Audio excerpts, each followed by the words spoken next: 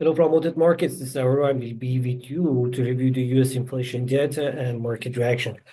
We somehow surprised with the data published so far. The inflation in February increased slower than expected. Both CPI and core CPI increased by 0.2% on the monthly scale, despite 0.3% expectation. That means that on the annual scale, core CPI fell to 3.1%, down from 3.3%, less than 3.2% expected, as you can see here in the screen. And headline inflation fell to 2.8%, down from 3% and lower than 2.9% overall market expectations. However, these numbers, I have to say that in several months, we had inflation increasing, and with 1 month falling inflation, and that's also slow decrease, cannot change too much in the market. Yeah, I mean, yeah, it somehow can pause some trends, but it cannot change the market directions. Let's go and see the chart.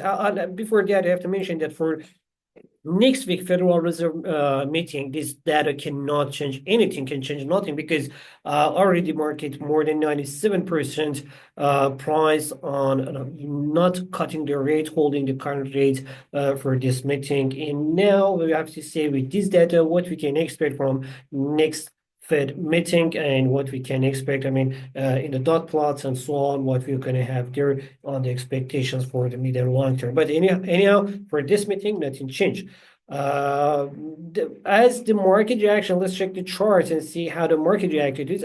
Anyway, I have to mention again that initial reactions of the market, they are nothing. They have to wait more and see the overall market reactions, and then we can check the charts. But still, the initial reaction is natural somehow. US dollar index, which was falling already, with this data, we can say that okay, the pressure could be persist in the market. But before having these data, we were expecting to see some correction on the US dollar index, slightly stronger correction. But now with this data, we can say that the correction is somehow in the short term is unlikely, even though it can be slighter correction. I mean, around 100, between 103 and 104 marks, but still this downtrend, which in this area can continue here, this area, but above this area, to see the correction above this area is somehow unlikely, because the data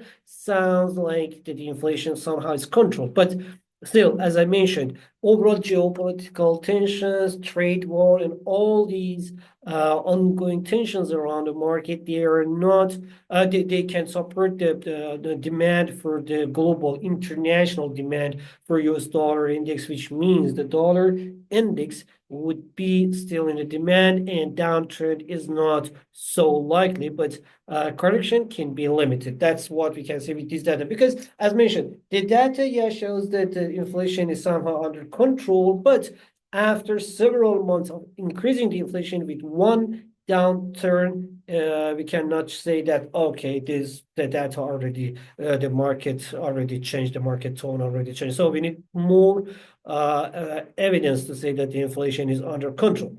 As for the stock market, these data means that the stock market downtrend still would be persist. We cannot say that these data, they are the market changing data, but downtrend in the stock market, especially the S&P 500, could be limited.